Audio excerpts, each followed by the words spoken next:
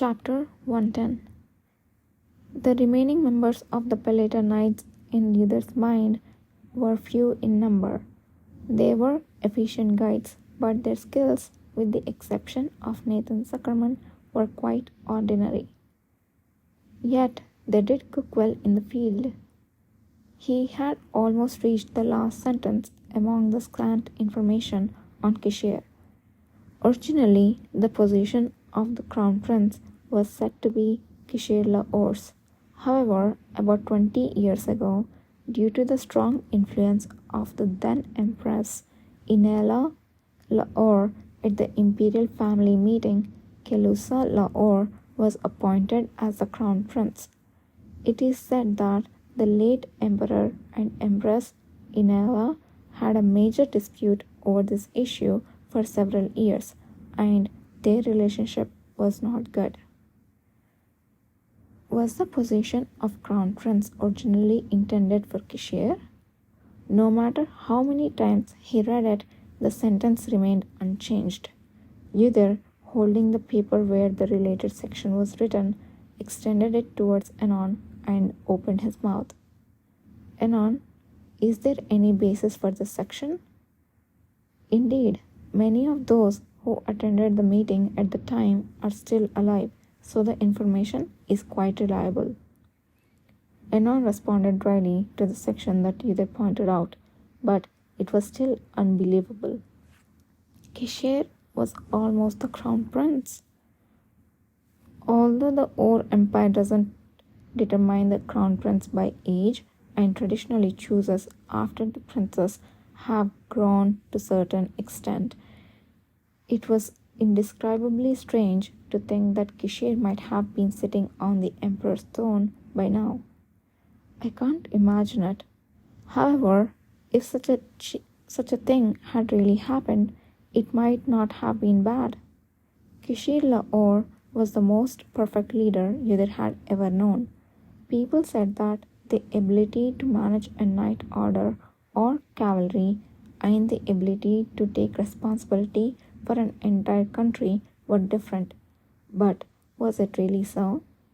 He could confidently say that Kishir's abilities were much superior to the Kashtan emperor he had seen in his previous life. While it was hard to imagine him as an emperor who pays attention to his subordinates and steps up personally, wouldn't it be nice to have such an emperor in the world? If the emperor he had served in his previous life was like Kishir, Uther would have been much happier than when he had been injured while handling unnecessary, dangerous assassination or destruction missions.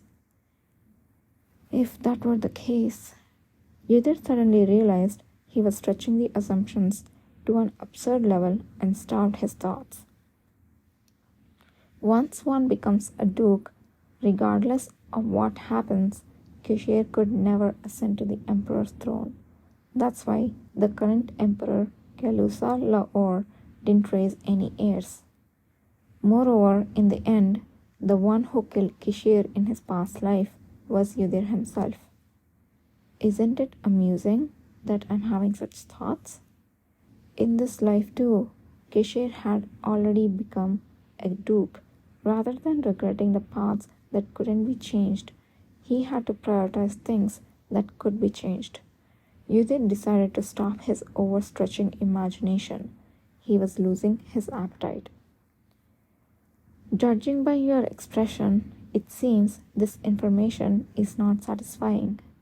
Then Anon spoke at the perfect timing. Uther lowered his head and opened his mouth. I think I got some leads on what to investigate next, so it's okay. For now, this is more than enough. Right now?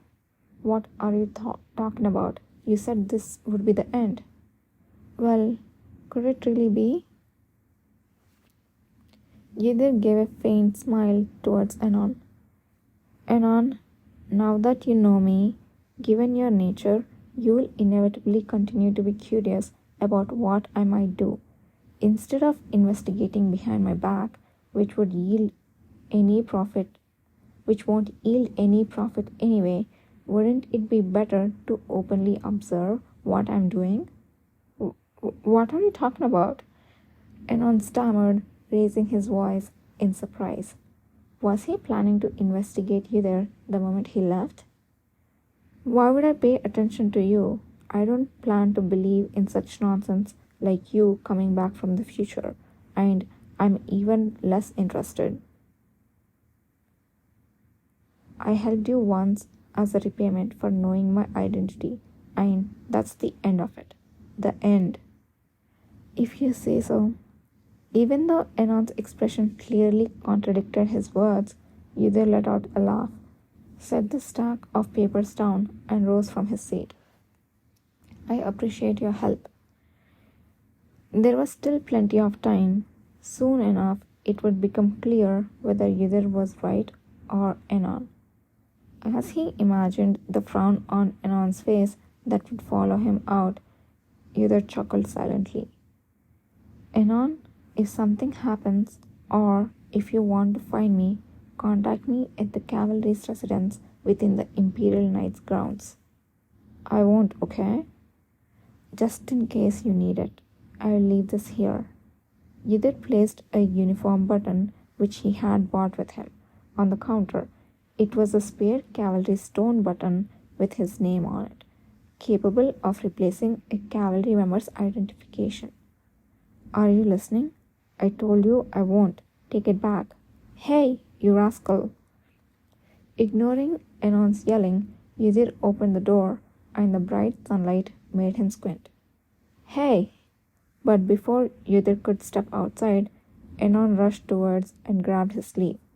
Yudhir intended to tell him that it was okay to throw the button away if he was trying to give it back, but the expression in Enon's eyes was subtly different from before. You really are a wretched kid. Here, take this. If I let you go and you collapse and die somewhere, it feels like my luck for this year would be completely ruined. Enon forced something into Yudhir's right hand. It didn't feel like the button. When Yudhir opened his hand, he saw a slightly worn red string. What is this? Figure it out yourself. Despite his words, Enon explained with a grimace. It's something like a charm, just tie it to something you always carry around. Why are you giving this to me? Oh, for God's sakes! Enon shouted at Yudhir's question, messing up his own hair. I don't know what you were doing before coming here today, but you are a lot more unstable than when you came before. It seems you have calmed yourself with divine power, but if you keep doing that, not even God can save your life. Anyway, it's better than dying, so take it. Bang! The moment his words ended, the door of the pharmacy closed with a loud noise, as if it would break. Yudhir coldly coughed lightly as the old dust falling from above his head hit him. It just looks like a normal string. What effect would it possibly have? The returned cavalry members were still abuzz with tales of the harvest festival. No one had noticed when Yudhir stepped out for a moment and then returned. Only a small piece of paper with a message instructing him to come to the commander's quarters was left on the table of his lodging, prompting Yudhir to head straight to the top floor. Did you call for me? You're early. I happen to have a cake that came in as a gift. Care to join me? Kishir, who was enjoying his tea and snacks, greeted Yudhir with a leisurely wave of his hand. His face was surprisingly neat, as if the late work from the previous night was but a fantasy. Nathan Zuckerman was nowhere to be seen. Upon seeing Kishir's face, Yudhir recalled the conversation he had with Enon. After a small sigh, he put on an expression as if nothing had happened and took a seat across Kishir. As if Kishir had been waiting for him, he pushed a plate of cake towards Yudhir. There were many different kinds of cakes, all of which looked incredibly sweet just by looking at them. May I partake in this gift? Don't refuse. They are all sent for the harvest, and we don't even know who sent them. In the Ur Empire, it was traditional to exchange food gifts before and after the harvest festival.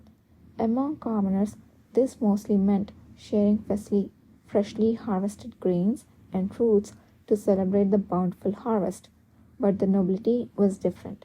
They used the tradition to flaunt their wealth, competing over who could present the most luxurious and precious food. Udir himself, in his previous life, used to receive high end sweets and rare ingredients from faceless nobles during this time. He was unable to use them all, and he had constantly sent them down to the cavalry's dining hall. Almost none were sent with pure intentions. Most were sent with a hidden agenda, hoping that their families would be looked upon favorably later. It was quite uncomfortable to eat, and the ones sent to Kishir were probably no different. Then I won't refuse. Just use any fork. Either casually picked up one of the forks neatly placed next to each plate and started to eat the cake. As expected, it was so sweet that it felt like his tongue would melt. According to tradition, dignified nobles were supposed to use only one fork per plate of food, which is why there were so many forks. However, Yudhit didn't care much about such formalities. Even Kishir himself said to use any fork, so why should he care? Do you like cake? You eat quite well. I don't particularly like or dislike it. You didn't call me here to ask this, did you? Can't I have a little friendly chat with my assistant? After saying that, Kishir went straight to the point. Yeah, you have heard, haven't you, about the matter that has been causing a stir in the cavalry since this morning? If you mean the news of the messenger from the palace, then yes, I have heard. That's right. It's an extension of the story you saw in the letter last night. Things have gotten a bit complicated. The topic Kishir brought up didn't stray from the subject Yudir had anticipated before coming. As Yudir silently stuffed a third piece of cake into his mouth, he listened to Kishir's words.